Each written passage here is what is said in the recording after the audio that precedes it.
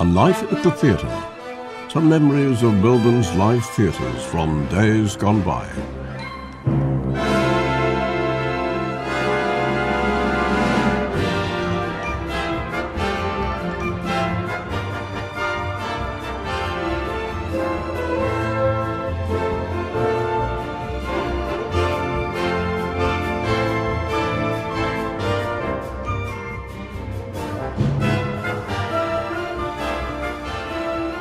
Tommy Trinder was the first of the Tivoli Circuit star imports. Well, some were of the fading variety, but they all got star billing. The Herald of October the 14th, 1946 ran this advertisement. Tommy Trinder in person, you lucky people. Tivoli Circuit Australia Proprietary Limited, David N. Martin, Managing Director, presents the first appearance in Australia of England's most famous comedian and biggest box office attraction. Brilliantly supported by the Parker Sisters, Australia's outstanding radio stars. Also featuring Colin Croft, John O'Connor, the Romanos, and direct from the USA, Larry Collins. Stalls and dress circles, 6 shillings plus tax. Family circle, 1 shilling plus tax. Plans at the Theatre and Glens, twice daily, 2 p.m. and 8 p.m. The next day, the Herald said, Tommy Trinder's a riot, fun at the Tivoli. He makes you laugh whether you want to or not. His impersonation of Carmen Miranda in a gown by Hartnell and of Frank Sinatra, complete with bobby socks, were especially liked. The Age said that the audience was magnetized, the brightest entertainment in years. Other stars who followed included George Formby, Chico Marx, Ben Blue, Tessie O'Shea, and the Merry Macks.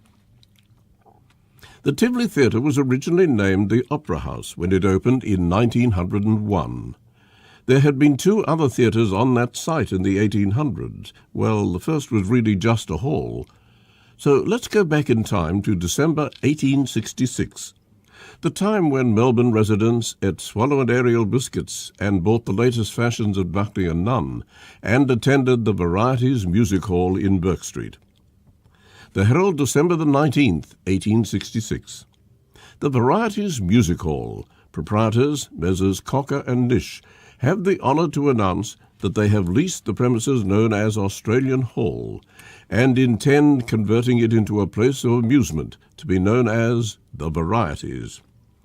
The opening was on December the 24th, 1866, not many days after the announcement that the hall would be converted, so the conversion could not have been that extensive. However, they advertised it as the most magnificent room in the colonies. Their show included instrumentalists, vocalists, dancing, burlesque, and something called Orpheus Glass, and there were operatic selections. Their show commenced at 8 p.m. Latecomers after 9:30 were admitted for half price. On January the 8th, 1867, 40 years or so before Helena Rubinstein began her cosmetic empire in Melbourne, the Varieties featured Ethiopian cosmetics from California, introduced by Mr. J.E. Taylor. The Age said of the opening night, "It seems to promise well. There was a crowded audience." The Argus made a similar comment. For our first musical break, let's have a number from Tommy Trinder, who we mentioned at the start of the program. Tommy sings for us All Over the Place. Of all the lives a man can lead, there's none that's like a sailor's. It's very much more exciting than a tinker's or a tailor's. He leaves his home, sweet home. It seems he loves to roam all over the place, wherever the sea may happen to be. A sailor is found knocking around. He's all over the place, all over the place. The north or the south, the east or the west, there's half of the world tattooed on his chest, and all over the place. All around the universe in any port of call, getting his fun, the son of a gun, never staying very long in any place at all. He's here, he's there, he's everywhere, he's all over the place. The ladies adore to get him ashore. He's theirs for a day and then he's away all over the place. All over the place, now wherever the sea may happen to be, a sailor is sure found knocking around. He's all over the place, all over the place, from the north or the south, the east or the west. There's half of the world tattooed on his chest and all over the place. All around the universe in any port of call, getting his fun, the son of a gun, never staying very long in any place at all. He's here, he's there, he's everywhere, he's all over the place. The ladies adore to get him ashore. He's theirs for a day and then he's away all over the place.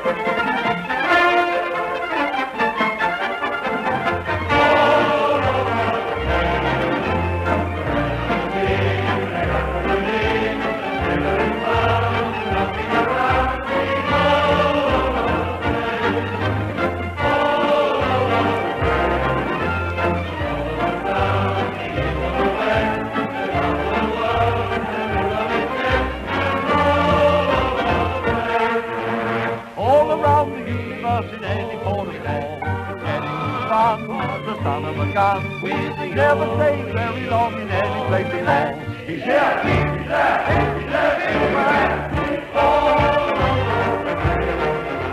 The ladies adore, the ladies adore, every day, and then he's away. All over, wait for it.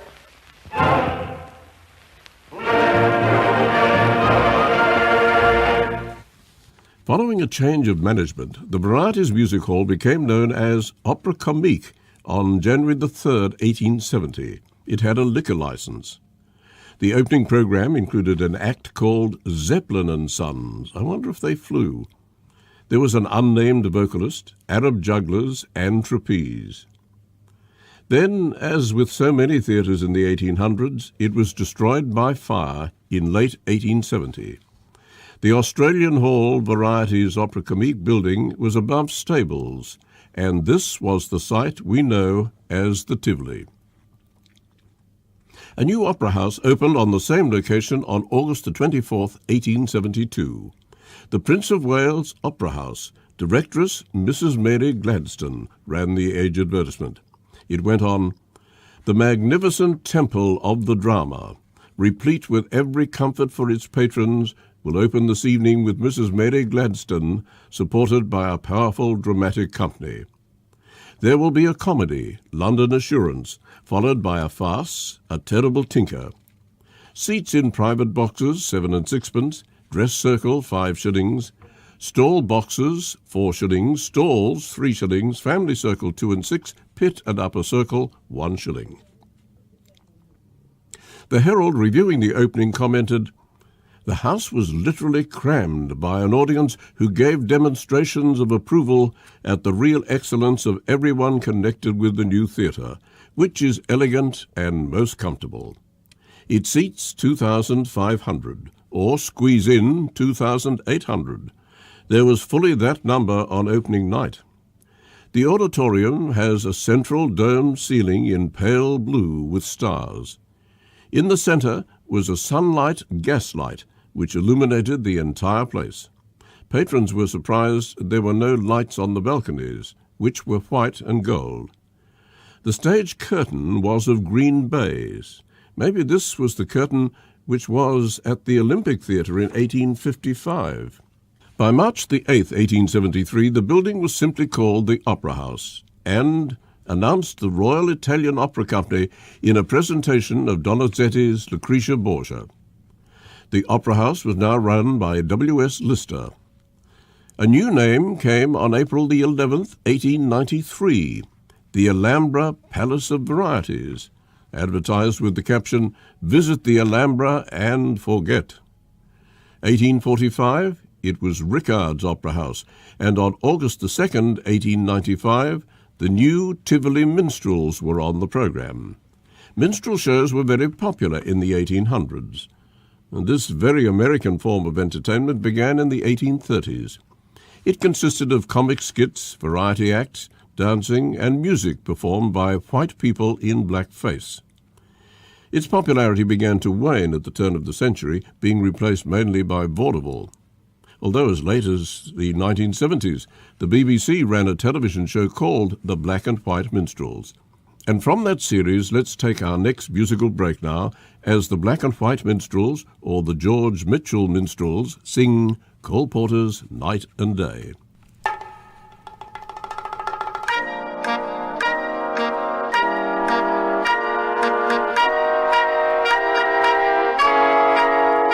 Like the beat, beat, beat of the tom-tom when the jungle shadows fall. Like the tick, tickety-tock of the stately clock as it stands against the wall. Like the drip, drip, drip of the raindrops when the summer shower is through. So a voice within me keeps repeating, you, you. Night and day, you are the one. Only you beneath the moon and under the sun. Whether near to me or far, it's no matter where you are. I think of you night and day.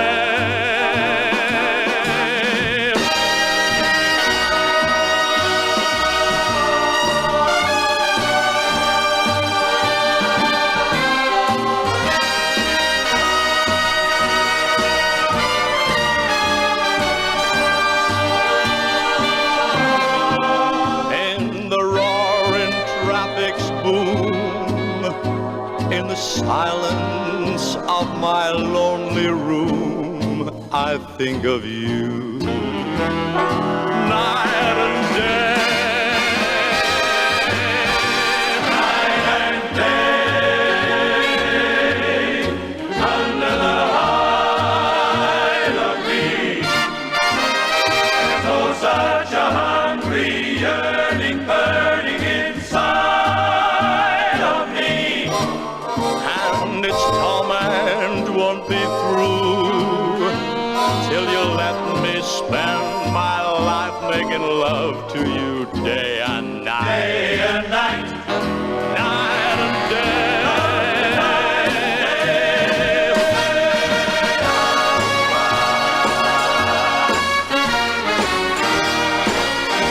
under the hide of me.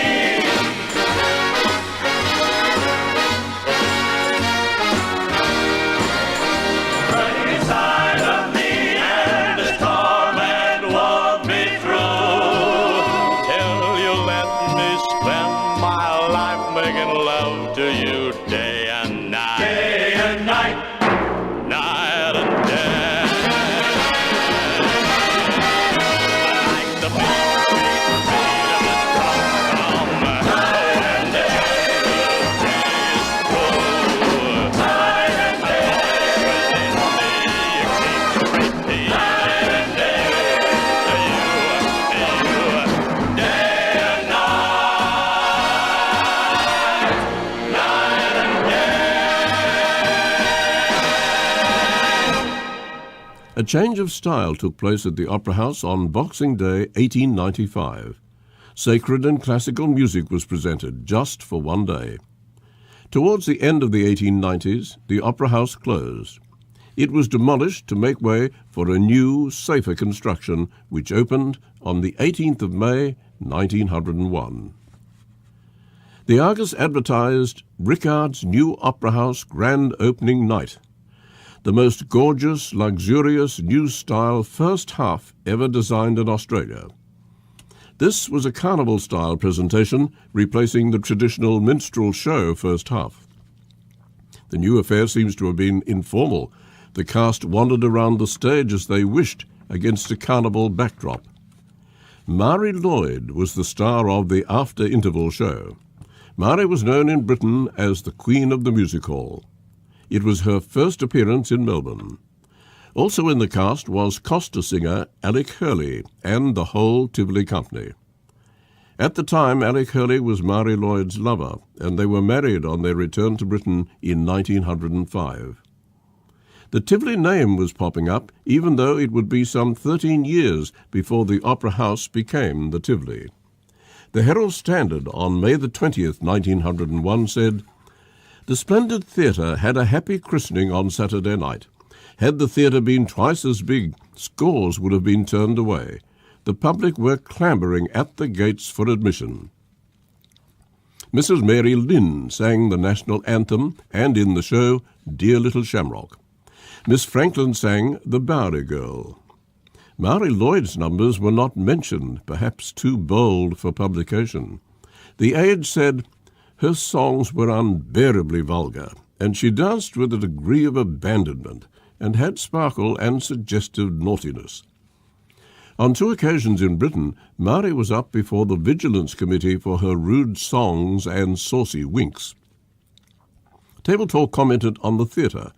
Beautiful, reminiscent of Arabian Nights, Moorish in character, giant jewels stud the facade of the balcony. They also praised Miss Neva Carr Glynn for her rich contralto voice, and she looked well in a white empire gown. No one personified the energy, bawdiness, and humour of the music halls more than Maurie Lloyd did. She sang of lewd behaviour and moonlight flits, but it was her own private life that scandalized respectable society with her rebellious attitude and a string of love affairs. One of her big hits was "The Boy I Love Is Up in the Gallery," which she cheekily stole from fellow music hall performer Nellie Power. And her theme song, which she sang at every performance, was "A Little of What You Fancy." Let's listen to a very early recording of the saucy Maurie Lloyd as she sings "A Little of What You Fancy."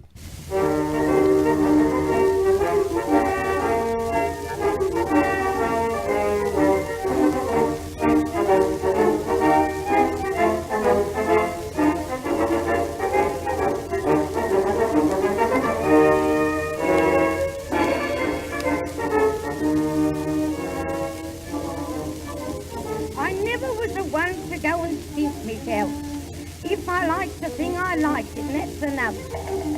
But there's lots of people say that if you like the thing a lot, it'll grow on you and all that sort of stuff. Now, I like me drop of stout as well as anyone. But stout, you know, supposed to make you fat. Oh, and there's many a lardy-dardy madam wouldn't dare to touch it, 'cause it might spoil her figure, the silly cat. Now, I always having it if you fancy it. If you fancy it, that's understood. And suppose it makes you fat, I don't worry over that, 'cause a little of what you fancy does you good.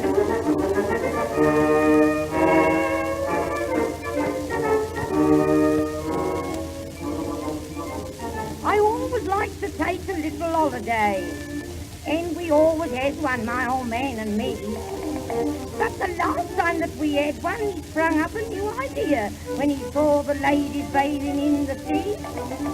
He said what a man required was change of everything. And he ought to take his holidays alone. You know, away from everyday affairs. So I says very likely, well, if it's like a little fortnight on your own. I always having it if you fancy it. If you fancy it, that's understood. But if that's your blooming game, I intend to do the same, 'cause a little of what you fancy does you good.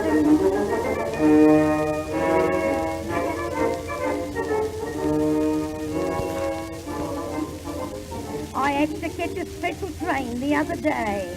And I very nearly lost it, I declare. But the guard said, "Come on, jump in, missus," and he bunged me in a fuss. and I saw a loving couple sitting there. Oh, I could see the honeymoon was stamped all over them. You know, I was sorry for the lady and the chap. So I said, go on, excuse me, if you want to have a cuddle, 'cause I'm going to have a nap.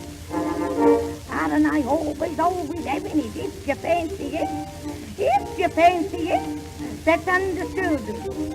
And while you young couples spoon, I'll dream of my honeymoon. 'Cause a little of what you fancy do you good. And I always having it, if you fancy it.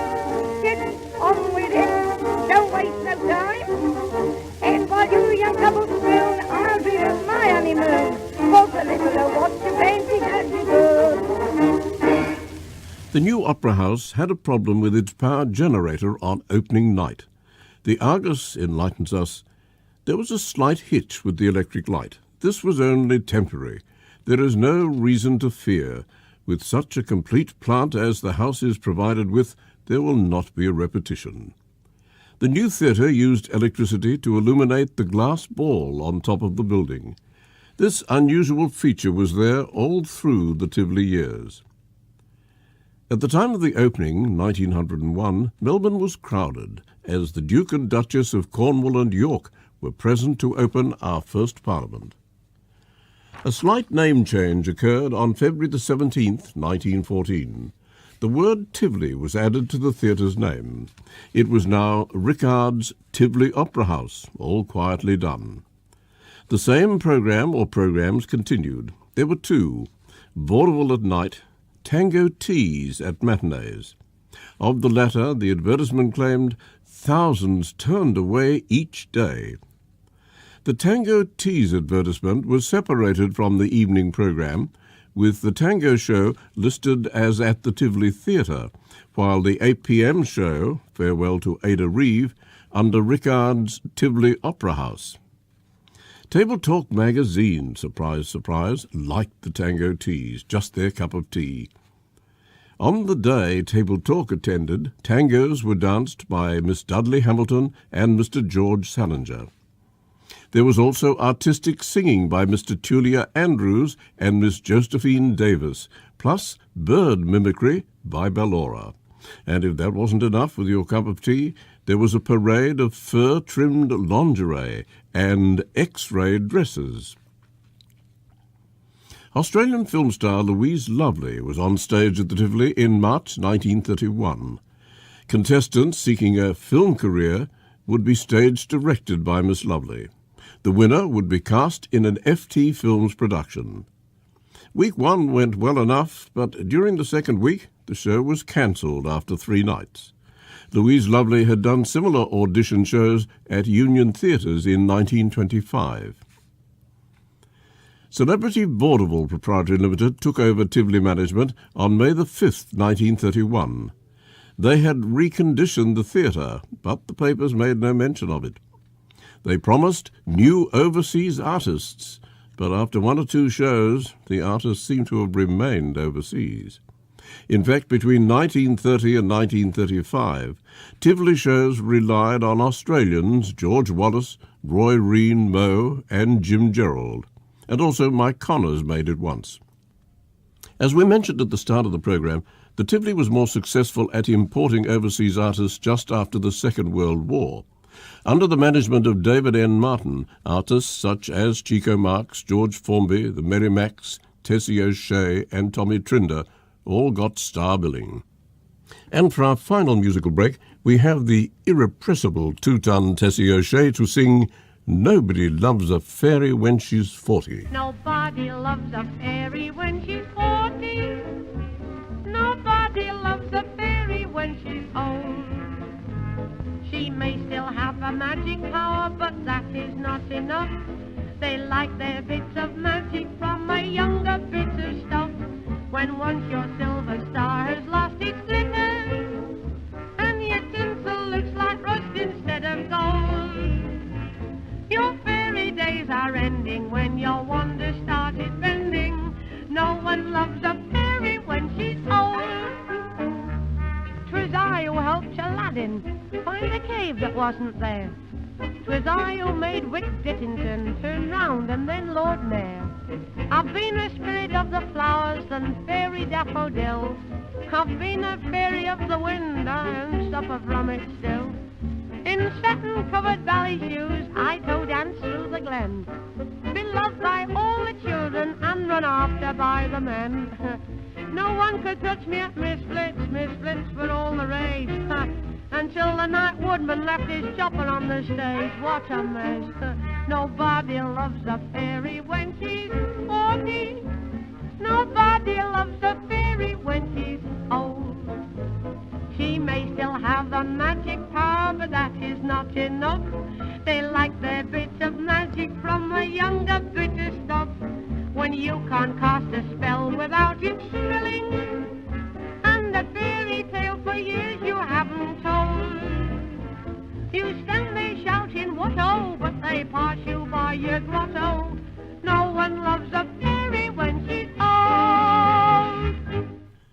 £100,000 was spent on a major refit of the Tivoli in 1956. The pillars were eliminated, the two original foyers became one spacious entrance, and the interior decor of architect William Pitt, Jr. was covered over in quilted vinyl. A Hollywood-style premiere ushered in Olympic Follies. The Age of November 2nd, 1956 reported, huge crowds packed Burke Street for the spectacular Hollywood-style reopening of the new Tivoli Theatre. Floodlights illuminated the new building. The Melbourne Sun on November the 4th said, glamorous full-length evening gowns and smart ballerina frocks vied for fashion honours at the gala reopening of the Tivoli Theatre. Outside, the City of Melbourne Regiment Band played. Premier Mr. Henry Bolte and Mrs. Bolte, Lord Mayor Sir Frank Selleck and Lady Selleck, Sir Frank Tate and Lady Tate, and Olympic Games committee members attended. Supper was served to invited guests on stage. However, the Tivoli's last 10 years had begun. It happened on April the 2nd, 1966, the final curtain, on a show featuring Jimmy Edwards in person. The Age on April the 3rd said, in true tradition, the Tivoli tried to pretend that everything was going on as usual. Posters were there, so were the tickets, and so were the people. Some weeks later, the Tivoli became a picture theatre showing B-grade films. On October the 19th and 20th, 1966, it was back to the stage when Harry M. Miller presented The Mickey Rooney Show with Bobby Van, the Horidagi Quartet, and a full show band. Then it was back to the pictures. Angelique in New Amorous Adventures was on the Tivoli screen, perhaps too hot even for the Tivoli, as on April the 5th the Herald front page story was, the weatherboard facade of the Tivoli Theatre still stands in Burke Street today, but it is just a facade. The stalls are awash with water and open to the sky. Last night a fire brought the roof of the theatre crashing in and burnt out most of the lounge and dress circle. An office block went up where the Tivoli once stood. It has an arcade through at street level, but it is a very uninteresting one. It is named the Tivoli Arcade, however, minus any of the show business feel or look of the theatre from which it took its name. And there we end today's programme. Research for a Night at the Theatre is provided by Richard Mulvaney. I'm Maurie Lockie with an invitation to join me again next week when we will visit the Princess Theatre in Spring Street. So I'll say goodbye until then.